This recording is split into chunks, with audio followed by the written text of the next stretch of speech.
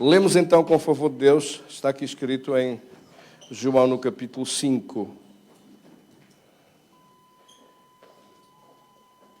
Diz, estava ali um homem, versículo 5, enfermo há 38 anos. Jesus, vendo deitado, sabendo que estava assim havia muito tempo, perguntou-lhe, queres ser curado? E respondeu-lhe o enfermo, versículo 7, lemos juntos. Respondendo-lhe o enfermo, disse, Senhor, não tenho ninguém. Diga comigo outra vez, não tenho ninguém que me ponha no tanque quando a água é agitada. Pois enquanto eu vou, desce outro antes de mim. Bendito seja Deus. E Jesus respondeu o quê? Levanta-te, toma o teu leito e anda. Que fácil, não é? Sim ou não? Que fácil, glória a Deus. Não tenho ninguém, disse o homem. Não tenho ninguém. E, no entanto, a Bíblia diz que ele estava no meio de uma multidão de pessoas. E às vezes há pessoas que estão no meio de uma multidão e não têm ninguém. Ninguém que se importe, ninguém que ajude, ninguém que leve a vida para a frente, ninguém que rompa as cadeias da opressão, ninguém que seja mais valente que o poder maligno para nos libertar. Não tenho ninguém. Graças a Deus por Jesus. Ele é capaz de mudar tudo e transformar toda a história em vitória, em nome de Jesus. Querido Senhor, damos-te graças da Tua palavra nesta tarde, graças da Tua bênção sobre os meus irmãos que estão aqui, sobre aqueles que eles representam nas suas famílias, nas suas casas, onde estiverem, perto ou longe, sejam abençoadas as casas e famílias, os seus familiares, e sejam abençoados aqueles todos que estão a assistir online. Um abraço para todos, em nome de Jesus. Damos um aplauso para Jesus. Graças a Deus. Bendito seja Deus. Isto aí do que ela está. Tem a gentileza de sentar. Este texto começa no capítulo 5 do Evangelho de João. No versículo 1 diz que Jesus e uma multidão de pessoas se dirigiram para Jerusalém para uma das festividades. Havia 3 períodos de grandes festas em Jerusalém. O período das festas da Páscoa. Depois, passados 50 dias, o período da festa de Pentecostes. E, passados mais cerca de 60, 75 dias, havia uma outra celebração, que era a celebração dos tabernáculos, que juntava também 3 outras festas da expiação, do Yom Kippur, das trombetas, a primeira das trombetas, e depois dos tabernáculos, que durava uma semana. Esta celebração dos tabernáculos é muito interessante, porque esta celebração dos tabernáculos, durante o tempo do milénio, quando Cristo vier reinar sobre esta terra, e estiver 1000 anos reinando com a sua igreja sobre esta terra, quantos é que vão estar aqui? Há uma multidão que vai estar no inferno, mas os filhos de Deus vão estar aqui e a vida vai continuar. E nós haveremos de lembrar-nos destes dias em que nós estamos juntos, hoje, e haveremos de lembrar-nos mais tarde, quando estávamos lá, no culto, em Gaia, ou em outra igreja nossa, em Espinho, ou em algum lugar, e estávamos a louvar a Deus, a celebrar a Deus, e agora estamos aqui, já do outro lado, com Cristo a reinar sobre as nações desta terra, e acabando com esta confusão horrível em que está o mundo, a confusão terrível em que o mundo se encontra. Ele virá para reinar sobre as nações. A segunda vez que Jesus vem, a segunda vez. A primeira vinda veio para morrer por nós, ir à cruz, morrer em nosso lugar como o Cordeiro de Deus que veio tirar o pecado do mundo.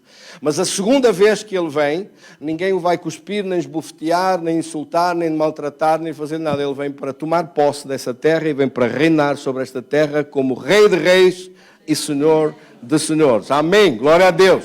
Vem para reinar. E diz que nós vamos estar a reinar com Ele, diz a Escritura. Vamos estar a reinar juntos sobre esta terra. E antes do milénio, antes desse acontecimento extraordinário que vem, 7 anos antes vai soar uma trombeta e aqueles que morreram em Cristo vão ressuscitar e vão subir aos céus e aqueles que estão vivos vão ser arrebatados à presença de Deus. É este fenómeno extraordinário, a Bíblia chama a celebração das bodas do Cordeiro. A noiva vai se encontrar com o noivo e vamos celebrar lá em cima. Amém, irmãos? Entretanto, celebramos aqui embaixo a pancadaria que nós damos a esse diabo, a coça que lhe damos todos os dias, a porrada que lhe damos todos os dias. Não somos daquele tipo de gente que expulsamos do diabo. E um senhor que disse, eu vou lá e vou expulsar. E então foi e chegou e disse ao demónio, sai! E o demónio falou lá pela boca da pessoa e disse, não saio. Ele disse, não sais? Então saio eu. Mas esta coisa que senão... infelizmente isto foi verdade, é verídico, é uma coisa que aconteceu mesmo, e eu lamento muito que tenha acontecido, mas não aconteceu com nada conosco, nem com ninguém que eu conheço, graças a Deus. Mas essa pessoa precisa de ter uma grande explicação sobre aquilo que Jesus disse. Jesus disse, em meu nome expulsarão demónios. O diabo tem que sair mesmo, o problema tem que sair mesmo. Não é para haver dúvidas. Nós expulsamos e ele sai. Jesus deu poder para expulsar e tem que sair. O mal tem que sair, o problema tem que sair. A questão aqui é, será que nós buscamos mesmo o poder de Deus? E será que nós vivemos enchendo-nos do poder de Deus? E procuramos este poder?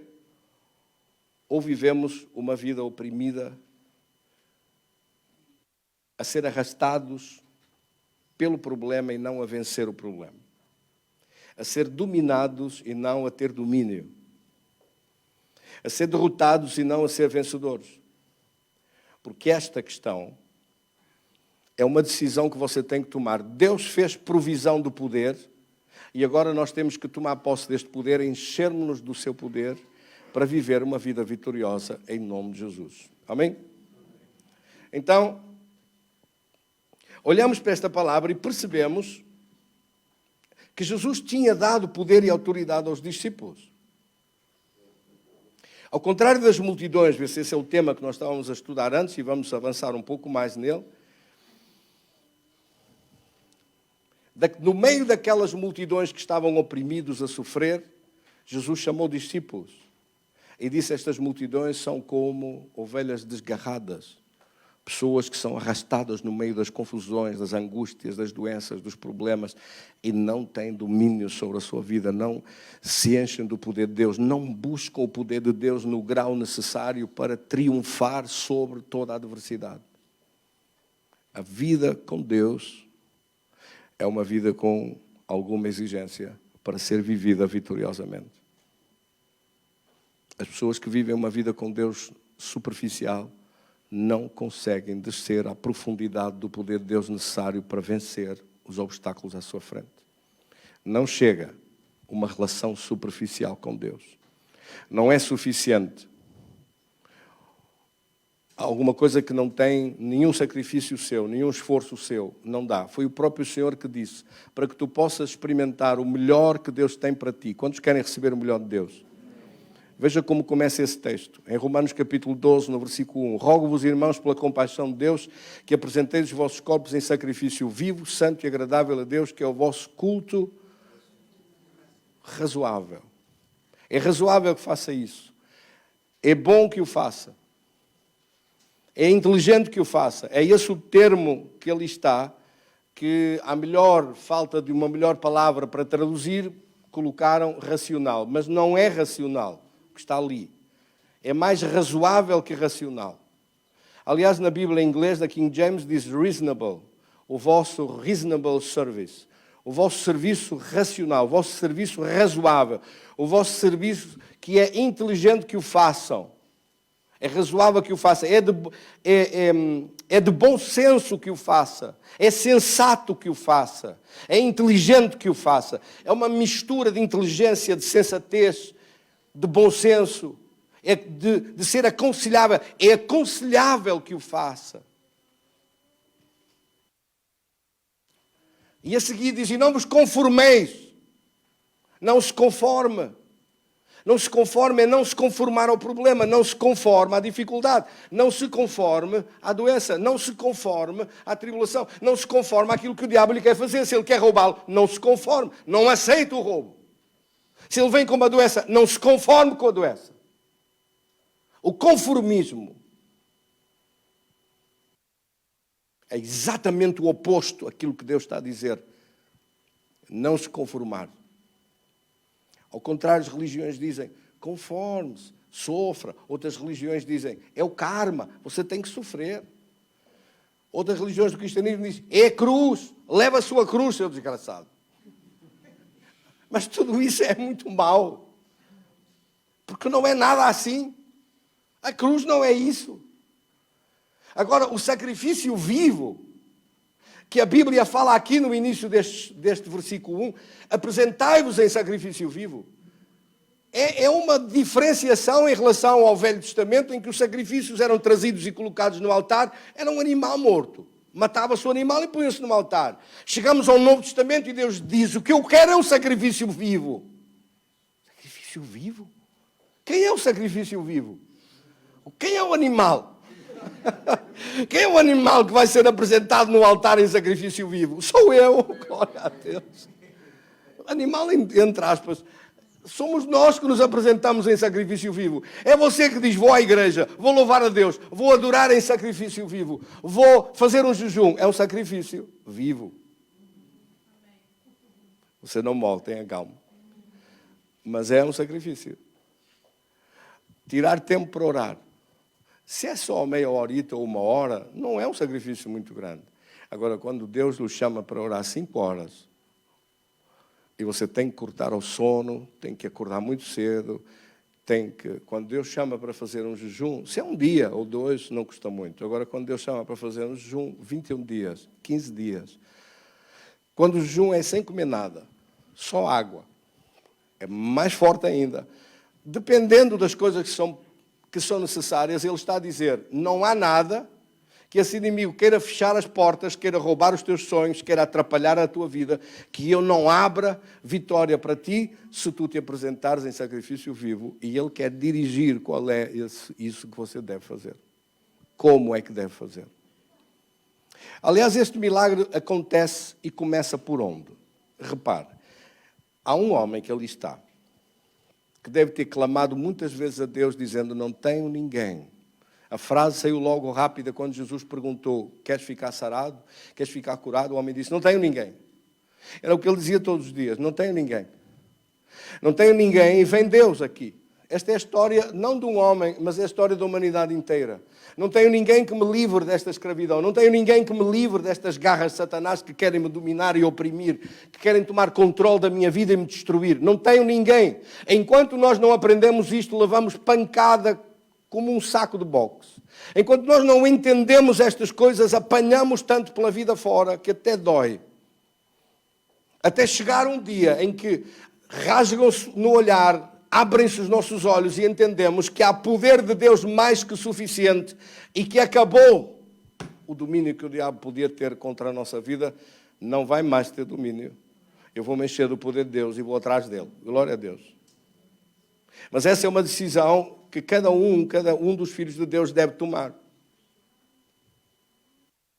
É uma decisão muito firme que você deve tomar em relação a isto. Este homem não tem acesso ao poder de Deus, não conhece sobre o poder de Deus, não sabe como fazer, não sabe como vencer, não sabe como triunfar. Ficou paralisado. É colocado ali e 38 anos está nesta situação e os sonhos dele pararam. Se o diabo puder fazer isso contra a sua vida, faz. Daqui a 38 anos você está no mesmo lugar. 38 anos está na mesma situação. Na mesma vida, nas mesmas crises, ficando parado em ciclos, naquele mesmo sítio, só rodando, andando meio metro para ali, meio metro para lá, ficando no mesmo lugar. A vida não muda, nada se transforma. Se o diabo puder, faz isso. Fez isso com este homem, e não havendo ninguém, veio Jesus ele mesmo. É muito interessante porque aqui, quando começamos a olhar para este milagre, no capítulo 5, parece que não diz nada. Diz, Jesus ia para Jerusalém no meio de uma caravana de gente fazer uma festividade, a celebração da Páscoa. E de repente aquela multidão vai pelas ruas, por lá fora, estão-se a aproximar de Jerusalém, e Jesus sai daquele cortejo todo que vai a caminho da festa de Jerusalém e toma outra direção e vai para os tanques de Betesda. E lá nos tanques de Betesda caminha vejam o que diz escrito, caminha no meio de uma multidão de gente que estão cegos, paralisados, coxos, enfermos, paralíticos, uma multidão que jazia à beira do tanque de Betesda. Porque de vez em quando vinha um anjo, agitava as águas e o primeiro que lá era lançado sarava de qualquer enfermidade que tivesse. Estão todos ali parados e Jesus passa pelo meio deles. O Deus Criador dos céus e da terra está a passar no meio deles e eles estão com atenção no tanque e não veem Deus passar. Não veem o poder de Deus em pessoa que ali está. Porque quando Jesus estava em Jerusalém, o poder de Deus estava em Jerusalém. Quando Jesus estava em Galileia, o poder de Deus estava na Galileia. Quando Jesus estava em qualquer outra cidade em Samaria, o poder de Deus estava lá. O poder de Deus, durante todo o Velho Testamento, é um fenómeno diferente do Novo Testamento. Todo o Velho Testamento até Cristo, o poder de Deus estava onde o ungido de Deus estivesse.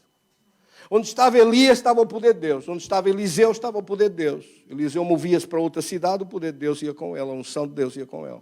A unção estava nos ungidos apenas. Cristo quer dizer ungido. Só que Jesus veio para fazer com que todos nós pudéssemos receber o poder de Deus na nossa vida. E hoje já não é assim. Onde nós estamos, onde você está, está o poder de Deus junto consigo na sua vida. Mas isto tem algum preço de busca, de dedicação, de consagração, de oração, de sacrificar alguma coisa para buscar, para se encher todos os dias. Mas quando você faz isso, esta unção de Deus e este poder de Deus vai ficar disponível na sua vida durante aquele dia todo. E você deve tomar uma decisão de viver com o poder de Deus e não viver sozinho nas suas capacidades humanas.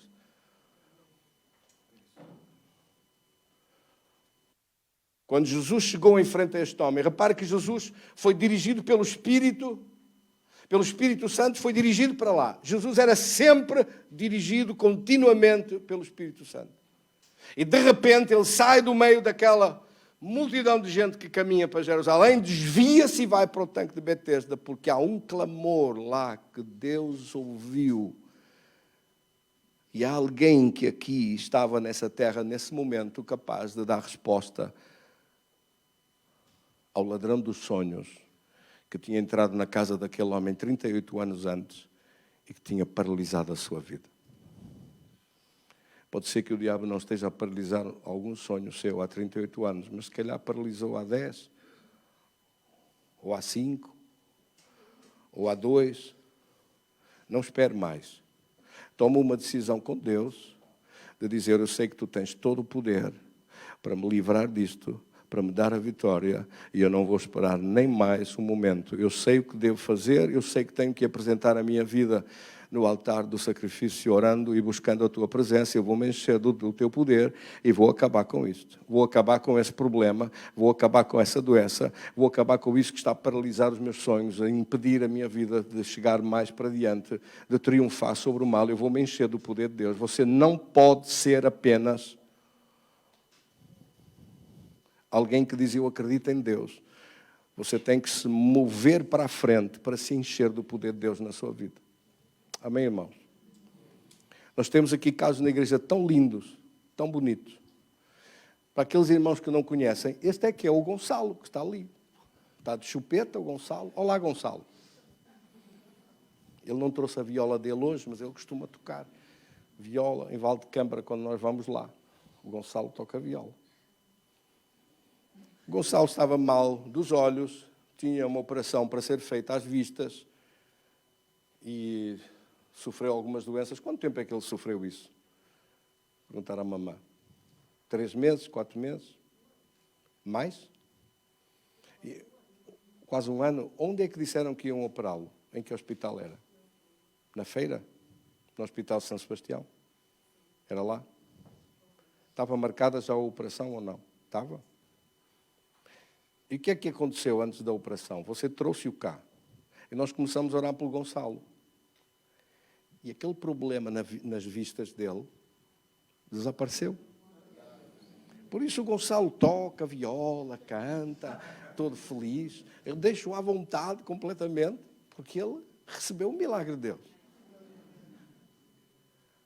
O diabo queria começar a cortar, queria começar a operar, queria começar a fazer muita coisa, não se sabendo bem o que é que aquilo era. Era à procura de ver como é que se podia parar algum mal, mas o mal foi pura e simplesmente arrancado pela raiz e desapareceu. E é assim que eu gosto, que eu seja o próprio médico depois a dizer, olha, afinal já não é preciso nada. Glória a Deus. Afinal já não precisamos de mais nada. Não recordo bem, com a Liliana, que é mãe, quanto tempo é que estiveram cá até acontecer o milagre, mas talvez 1 mês ou 2. Foi?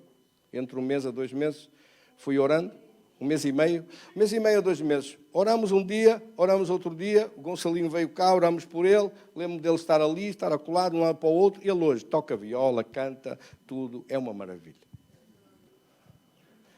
Ele toca no nosso grupo, lá no nosso grupo que estamos a iniciar em Valdecâmara, ele toca a viola dele, que ele tem uma viola. Ele tem uma viola, vocês quando virem vão ficar admirados, porque ele não deixa as coisas...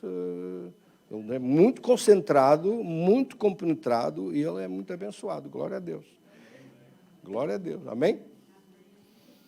Meus queridos irmãos, Jesus avisou este homem mais tarde que ele não podia voltar a fazer as mesmas coisas que tinha feito antes, para que não lhe acontecesse uma coisa pior. Sabe onde é que isso está escrito?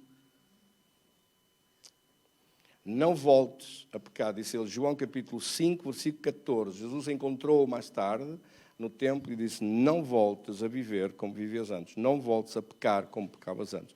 Não voltes a fazer as mesmas coisas que fazia antes, porque tu abriste a porta, o diabo entrou de rompante e colocou-te naquela situação, porque foi por causa do pecado que isso aconteceu. Ou seja, a pessoa, às vezes, vivendo de qualquer maneira, é a própria pessoa que dá a chave ao bicho para ele entrar pela porta dentro, pela vida dentro, pela casa dentro e estragar a situação da sua vida.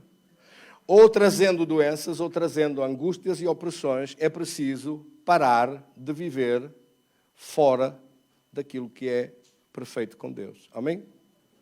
Não queira viver nada, porque os seus sonhos têm que valer muito mais do que qualquer bem-estar momentâneo, qualquer prazer momentâneo. Os seus sonhos têm que ter muito mais valor do que as coisas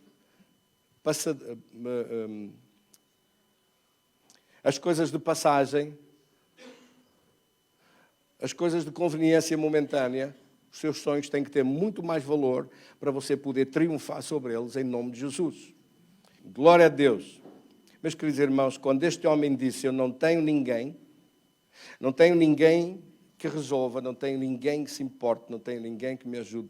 Há coisas que são fardos pesados demais na nossa vida, que nós precisamos de alguém conosco, a batalhar conosco, a ajudar-nos a levantar a nossa vida com vitória. Amém?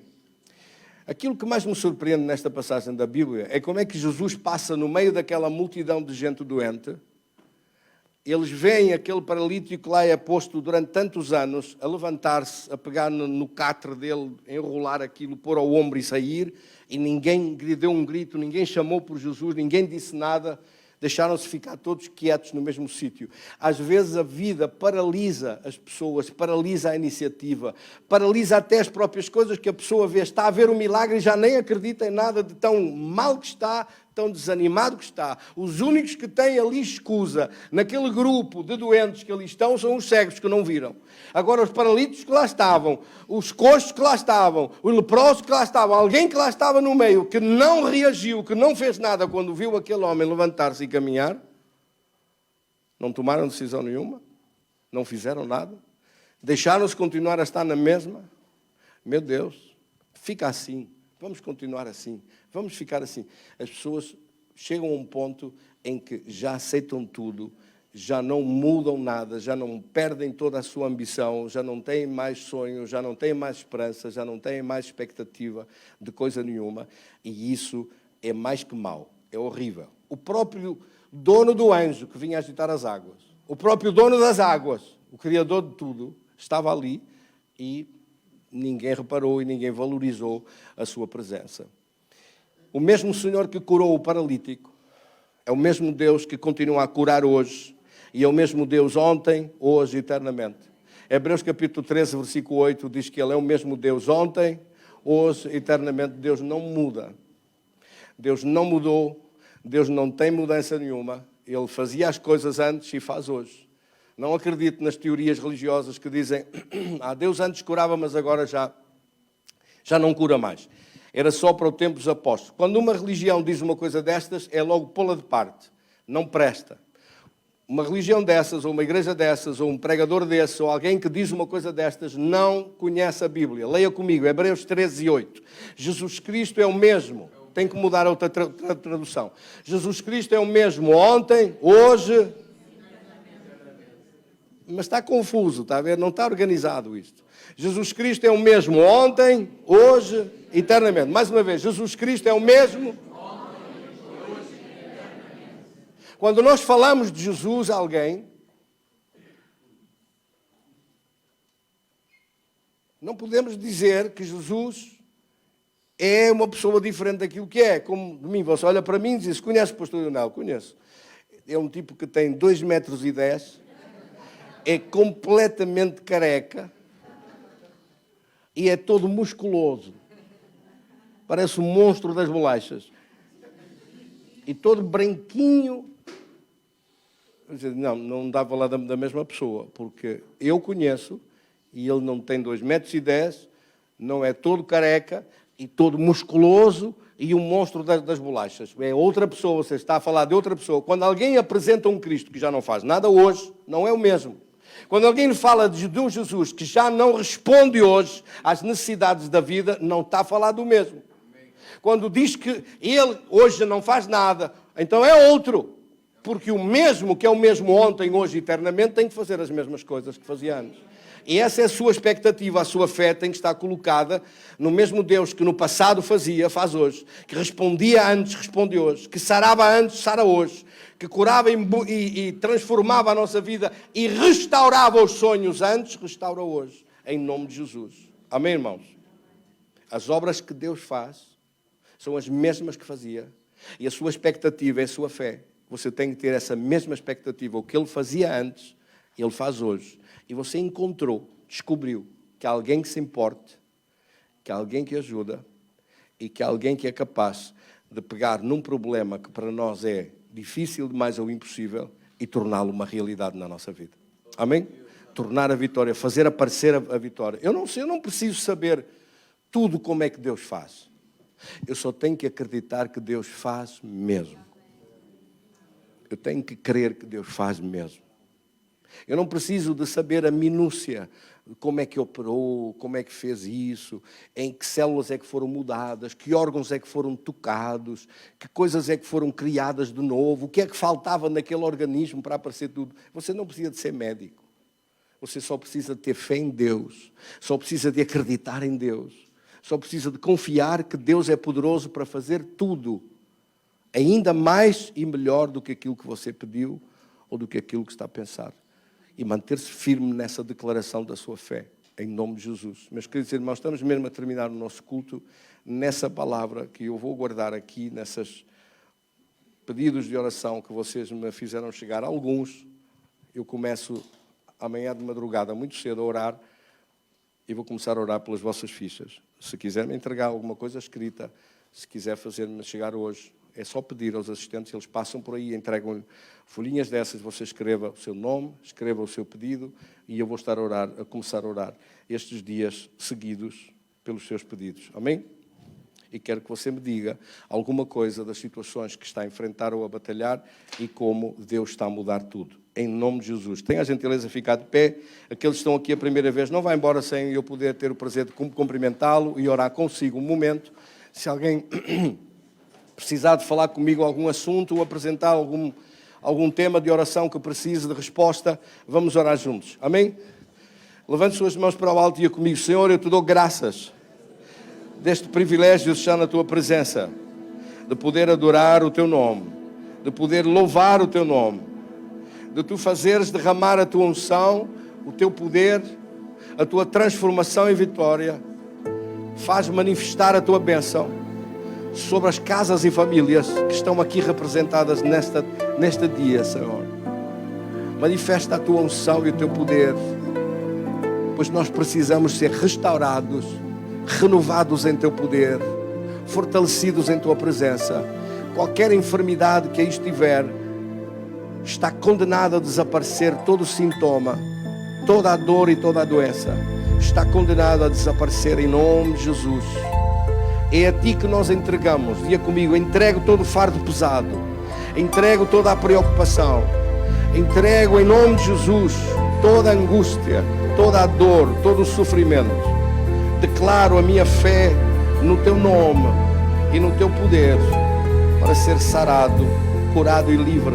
Eu descobri que o poder de Deus é muito maior, que a presença de Deus é muito maior, que o teu nome, ao qual se dobra todo o joelho, nos céus, na terra e sobre a terra, está disponível na nossa vida. Lindo é o teu nome. Quão lindo esse nome é. Amém. Quão poderoso esse nome é. A quem entregamos toda a nossa gratidão, em nome de Cristo, Senhor. Amém.